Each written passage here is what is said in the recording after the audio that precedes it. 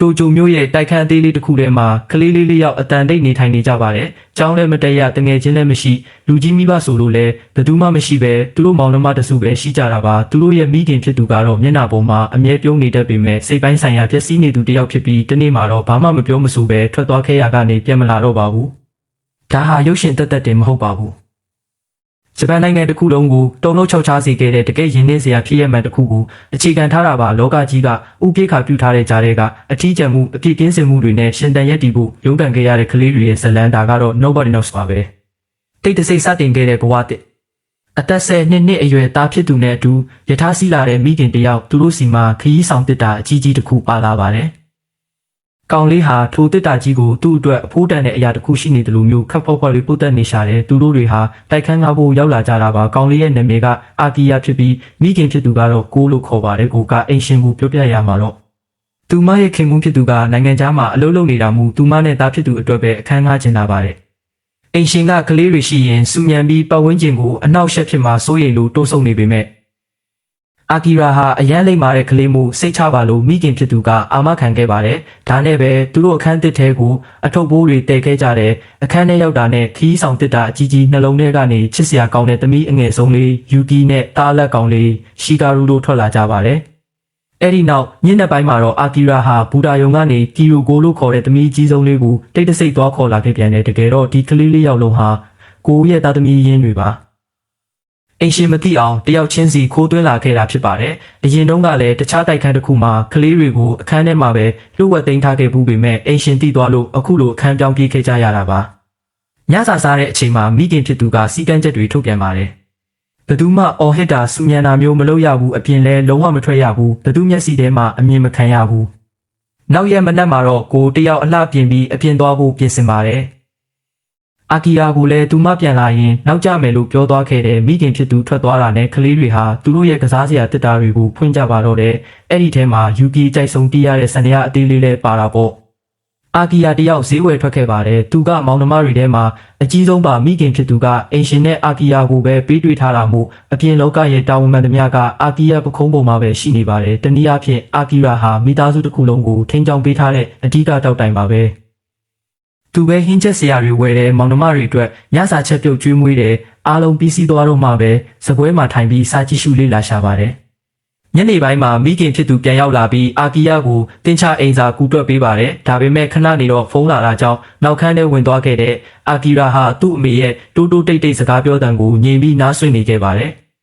်နောက်ရက်မနက်မှာတော့ကီယိုကိုကတခြားကလေးတွေလိုကြောက်တတ်ချင်တယ်လို့အမေဖြစ်သူကိုပူစားပါတယ်ဒါပေမဲ့သူမရဲ့အမေကကျောင်းတက်ရတာဘာမှမပြောစရာမကောင်းပါဘူးနေ့မှာအဖေမမရှိတာကျောင်းသွားရင်အားလုံးကဝိုင်းနိုင်ကျင်ကြလိမ့်မယ်ဘာလို့သွားကျင်ရတာလဲ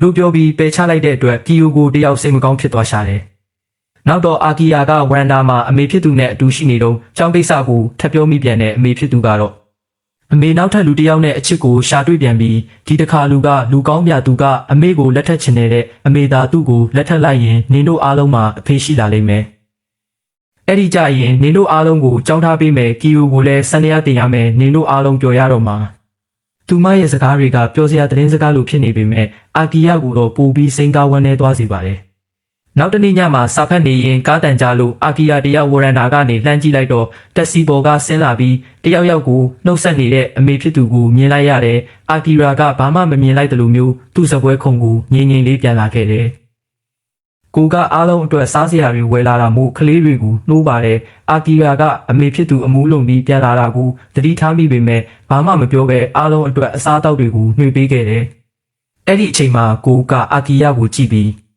းအာကီယာနင်ကနင့်အဖေနဲ့ကွက်တီပဲမျက်လုံးတွေကသူ့အတိုင်းပဲနင်နဲ့အမေနင့်အဖေကိုသွားတွေ့ခဲ့တဲ့အချိန်ကိုမှတ်မိသေးလာ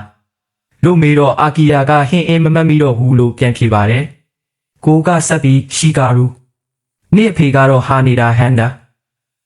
လေးစိတ်နားမှာအလုပ်လုပ်တာအဲ့ဒီမှာလေရင်ပြန်တွေအများကြီးပြန်ကြတယ်လို့ပြောပြတော့ယူကီလေးကတနေ့ကျရင်လေရင်ပြန်တွေပြန်တန်းတာကိုမြင်ဘူးကျင်တယ်လို့အိမ်မက်ရင်ရှာတယ်နောက်ပြီးကီယိုကိုဘက်လှည့်ကနင့်အဖေကတော့တေးဂီတာထုတ်လုပ်သူပေါ့အမေကအဆိုလိုဖြစ်ချင်လို့သူနဲ့ဆုံခဲ့တာလို့ပြောပါတယ်အဲ့ဒီညမှာပဲအဖေကရှင်းသွားခဲ့တယ်ကိုဟာကလေးလေးယောက်လုံးရဲ့အမေဖြစ်ပေမဲ့ကလေးတစ်ယောက်စီမှာအဖေတစ်ယောက်စီရှိနေကြတာပါသူမဟာအမျိုးသားအများကြီးနဲ့ပတ်သက်ခဲ့ဘူးတာဖြစ်ပါတယ် ဒါကြောင့်လည်းအမေဖြစ်သူကအိမ်အောင်ပြုပြီးကြောင်းထားပေးမယ်လို့ပြောတော့ကအာကီယာဘာလို့မပြောနိုင်ခဲ့လဲဆိုတာအခုတော့နားလည်နိုင်ပါပြီ။နောက်ရက်မနက်မှာတော့အာကီယာနိုးလာတဲ့အခါစပွဲပေါ်မှာစာတစောင်ကိုတွေးလိုက်ရတယ်။အမေဖြစ်သူကရက်အနှဲငယ်အပြင်သွားစရာရှိလို့မောင်နှမတွေကိုဂယုဆိုင်ပေးထားဖို့နဲ့ပတ်စံနှဲငယ်ခြံထားခဲ့တဲ့အကြောင်းရေးထားတာပါဒါကိုဖတ်ပြီးအာကီယာအလွန်ဝမ်းနည်းသွားခဲ့ရတယ်။အိမ်မှာတော့ကီယိုကိုကအဝတ်လျှော်တဲ့တာဝန်ကိုယူထားပါတယ်။အမေအကြောင်းမေးတဲ့အခါအာကီရာကအမေရက်နဲ့ခီးသွားတယ်လို့ပဲလိန်ပြောလိုက်ရတယ်။အာကီရာအပြင်ထွက်ပြီးမီဂိုဂတ်စ်ပုံကနဲ့ရေဘိုးတွေကိုအဘကနေပေးဆောင်ပြီးဈေးဝယ်ထွက်ခဲ့တဲ့ဆိုင်တစ်ဆိုင်မှာကတ်တုံးစာအုပ်ဖက်ရင်အာယုံများနေတော့လူမိုက်ကောင်လေးတချို့ကအာကီယာအိတ်ထဲကိုသူတို့ခိုးလာတဲ့ပစ္စည်းတွေခိုးထည့်သွားကြတဲ့ဆိုင်ထဲကထွက်ခါနီးမှာဆိုင်ရှင်ကအာကီယာကိုလူရက်သူလို့ဆွဆွဲပြီးရဲခေါ်ဖို့လုပ်ပါတော့တယ်။ဒါပေမဲ့ကန်ကောင်းထုံးမစွာနဲ့ဆိုင်ဝင်တဲ့တယောက်ကဒီကောင်လေးစာအုပ်ပဲဖတ်နေတာဖြစ်ပြီးတယောက်ကအိတ်ထဲလာထည့်သွားတာဖြစ်နိုင်ကြောင်းတက်တည်ထွက်ပြီးလို့လွတ်မြောက်ခဲ့ရတယ်။အိမ်ပြန်ရောက်လို့အိမ်သုံးစိတ်တွေကိုတွက်ချက်ကြည့်တဲ့အခါအမေချန်ခဲ့တဲ့ပတ်စံကကုန်းနီးပါးဖြစ်နေပါပြီးရှေ့ဆက်ဖို့မလွယ်တော့တာကြောင့်အာကီရာဟာယူကီရဲ့ဖခင်ဖြစ်သူထံတွားရောက်ကူညီတောင်းခဲ့တယ်ဒါပေမဲ့ထိုလူကပတ်စံနဲ့ငယ်ကိုပဲခက်အေးပေးပြီးငါကယူကီဖေမဟုတ်ဘူးဒါကမင်းကိုနောက်ဆုံးအကြိမ်ပတ်စံပေးတာပ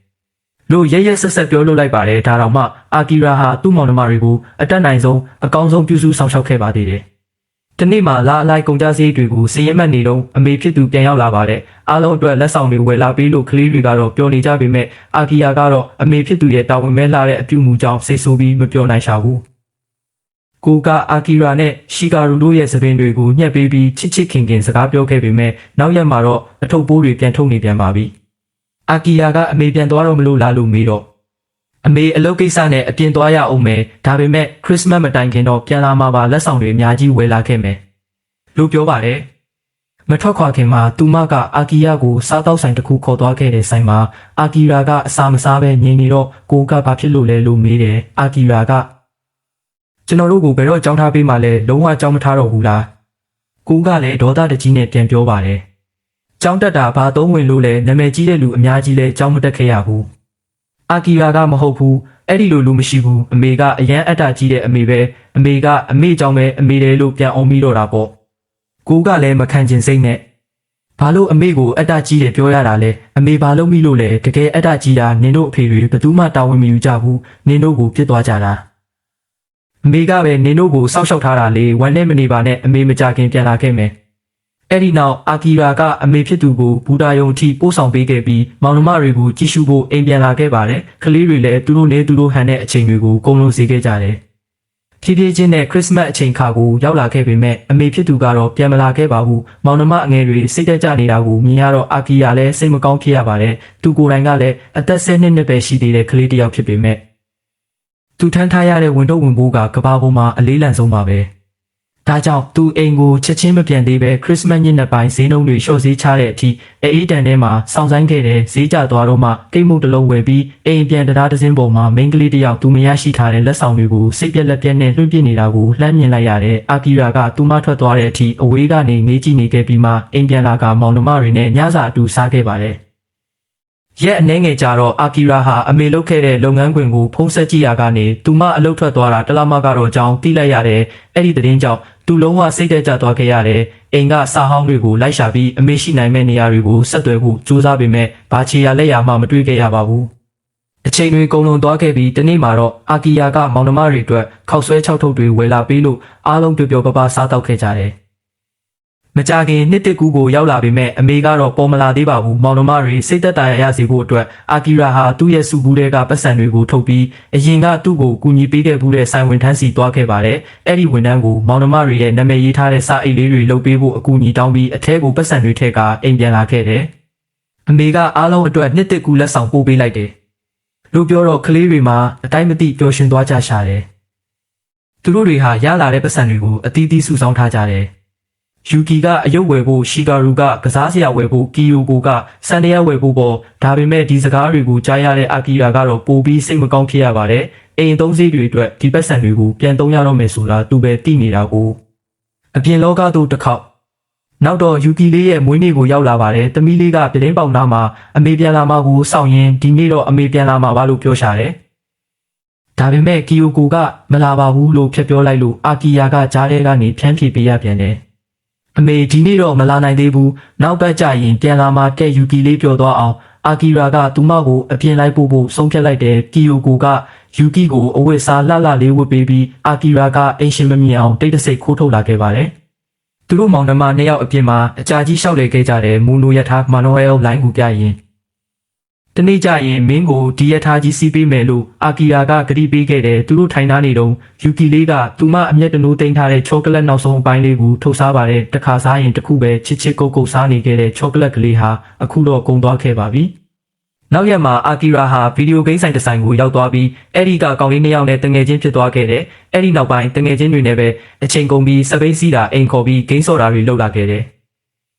ဒါပေမဲ့ဖြည်းဖြည်းချင်းနဲ့အာကီရာဟာမောင်နှမတွေအပေါ်ဂရုစိုက်မှုလျော့နေလာခဲ့ပါတယ်။တနေ့မှာတော့ထိုတငယ်ချင်းတွေနဲ့အတူဆိုင်တစ်ဆိုင်ကိုတွားခဲ့ရကနေထိုကောင်လေးတွေကပစ္စည်းတွေခိုးယူပြီးအိတ်ထဲကအာကီယာကိုပါခိုးခိုင်းကြတယ်။အာကီရာကညှင်းဆန်လိုက်တဲ့အခါသူတို့တွေကအာကီယာကိုအပေါင်းအသင်းမလုပ်တော့ပဲပြစ်ပယ်သွားကြပြန်တယ်။အာကီယာတယောက်တည်းပြန်လဲထီးကျန်သွားခဲ့ရတယ်။ကျောင်းကိုလိုက်သွားပြီးအိမ်မှာဂိမ်းလာစောဖို့ခေါ်ပေမဲ့သူတို့ကအချိန်မရှိဘူးလို့ညင်းခဲ့ကြတယ်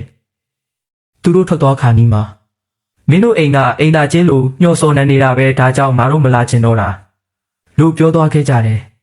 ဒီစကားတွေကအာကီယာနှလုံးသားကိုဓာတ်နဲ့မွန်းလိုက်တယ်လို့ပါပဲတာယာမှုအလွဲတွေနောက်လိုက်နေပြီလို့မောင်နှမတွေကိုဘလောက်တောင်ပြစ်ပယ်ထားမိလဲဆိုတာသူနားလည်သွားခဲ့တယ်ကျောင်းပြင်ဘက်မှာပဲခရစ်စမတ်တုန်းကတွေ့ခဲ့တဲ့မိန်းကလေးစာကီနဲ့ဆုံခဲ့ပြန်တယ်စာကီဟာလည်းကျောင်းမှာအားလုံးရဲ့ဝိုင်းပဲအနိုင်ကျင့်ခြင်းကိုခံနေရသူတူပါအမောင်ကျလာတော့နေ့ရက်များအိမ်ပြန်ရောက်တဲ့အခါအိမ်ကတကယ်ကိုအမိုက်ပုံကြီးဖြစ်နေပါပြီအာကီရာလည်းဘာကိုမှအာယုံမဆိုင်နိုင်တော့တဲ့အခြေအနေပါအဲ့ဒီအချိန်မှာအိမ်လာခါနဲ့ဘေဘီလာတောင်းတဲ့လူကတကားကိုအတင်းလာခောက်ပြီးမဲ့ကလေးတွေကတော့အခန်းထဲမှာလုံးဝအတန်တိတ်နေခဲ့ကြတယ်အာကီရာလည်းပုံးွယ်ရာကနေအကဲခတ်ပြီးငြိမ်နေခဲ့ရတယ်ထိုလူထွက်သွားပြီးနောက်အာကီရာဟာအရင်ကဆိုင်ဝင်ထမ်းစီသွားပြီးအလုပ်တောင်းပါတယ်ဒါပေမဲ့ဝန်ထမ်းကအသက်16နှစ်မပြည့်သေးရင်ဘယ်သူမှအလုပ်မပေးကြောင်းနဲ့ကလေးတငယ်စောင့်ရှောက်ရေး Child Protection Services ကိုဖုံးဆက်ဖို့အကြံပြုခဲ့တဲ့အာကီယာကတော့ဟင်းအဲ့ဒီလိုမလုပ်နိုင်ဘူးအဲ့ဒီလိုလုပ်ရင်ကျွန်တော်တို့မောင်နှမတွေတကွဲတပြားစီဖြစ်ကုန်လိမ့်မယ်လို့ညှင်းဆန်ခဲ့ပါတယ်အဲ့ဒီညမှာကြံတဲ့ပတ်စံတွေကိုရေတွက်နေတော့ကီယိုကိုကစံတရက်ဝယ်ဖို့စုထားတဲ့ပတ်စံတွေအကုန်လုံးကိုအာကီယာလက်ထဲထည့်ပေးပြီးညီမလေးစံတရက်မဝယ်တော့ဘူးဒီပတ်စံတွေကိုအားလုံးစားဖို့အတွက်ပဲသုံးလိုက်ပါလို့ပြောရှာတယ်ဒီလိုနဲ့လေးဘက်နဲ့ရန်ကြားထဲမှာပဲပိတ်မိနေလို့မဖြစ်တော့တာမို့အာကီယာကမောင်နှမတွေအားလုံးကိုပထမဆုံးအကြိမ်ဖြစ်အပြင်လိုက်ဖို့ဆုံးဖြတ်လိုက်ပါတယ်အပြင်ရောက်တော့ကလေးတွေခမများအသက်ဝင်လာကြပြီးဈေးဝယ်ထွက်တာပန်းချံမှာကစားတာတွေနဲ့တနေ့တာလုံးကိုပျော်ပျော်ရွှင်ရွှင်ဖြတ်တန်းခဲ့ကြတယ်အပြန်လမ်းမှာတော့လမ်းဘေးကအပင်ငယ်လေးတွေရဲ့မျိုးစေ့တွေနဲ့မြေစီလွှားတွေကိုပလတ်စတစ်အိတ်တွေထဲထည့်ပြီးတည်လာခဲ့ကြတယ်လွန်ခဲ့တဲ့အချိန်တော်ကြာကလေးကမရရှိခဲ့တဲ့တဘာဝတရားရဲ့အလှတရားကိုသူတို့ခံစားခဲ့ကြရတာပါအိမ်ပြန်ရောက်တော့အိုးအဟောင်းတွေနဲ့မြေကြီးတွေထည့်ပြီးဝရန်ဒါမှာမျိုးစေ့တွေစိုက်ကြပါတယ်ဒါပေမဲ့အပင်ကိုရေလောင်းဖို့လုပ်တဲ့အခါမှာတော့ရေလိုင်းဖြတ်တောက်ခံထားရတာကိုတိလိုက်ရတယ်မီးလည်းမလာတော့ပါဘူးဘေးတွေမပေးနိုင်တာကြပြီဖြစ်လို့အသုံးဆောင်မှန်သမျှဖြတ်တောက်ခံလိုက်ရပြီဖြစ်ပါတယ်အခြားရွေးချယ်စရာမရှိတော့တာမို့ပန်းချံကရေပုံပိုင်းမှာပဲရေသွားခတ်ပြီးအဝတ်ထဲတွေကိုပါအဲ့ဒီမှာပဲသွားလျှော်ကြရတော့တယ်တနေ့မှာတော့ပန်းချံမှာစာကီနဲ့ထပ်ဆုံပြီးစာကီလည်းသူတို့အိမ်ကိုလိုက်လာခဲ့ပါတယ်ကဲဒီဇလန်လေးကိုကြည့်ပြီးတငယ်ချင်းတို့ရောဘယ်လိုမြင်လဲခင်ဗျာဇက်ကောင်ရဲ့ဆုံးဖြတ်ချက်အပေါ်သဘောကျမိရဲ့လားဆိုတာခမန့်မှာဝင်ရောက်ဆွေးနွေးသွားကြပါဦးဒီဗီဒီယိုလေးကိုသဘောကျတယ်ဆိုရင်တော့ like and share လေးလုပ်ပေးဖို့မမေ့ပါနဲ့အောင်နောက်ထပ်လည်းတကယ်ကိုလမ်းမဲ့ရုပ်ရှင်တွေခတ်တွေစိတ်ဝင်စားဖို့ကောင်းတဲ့ဇလန်ညွှန်းတွေကိုစက်တိုက်တင်ဆက်ပေးသွားမှာဖြစ်လို့စောင့်မျှော်အားပေးကြပါဦးခင်ဗျာအားလုံးကိုကျေးဇူးတင်ပါတယ်နောက်ဗီဒီယိုမှာပြန်တွေ့ကြမယ်နော်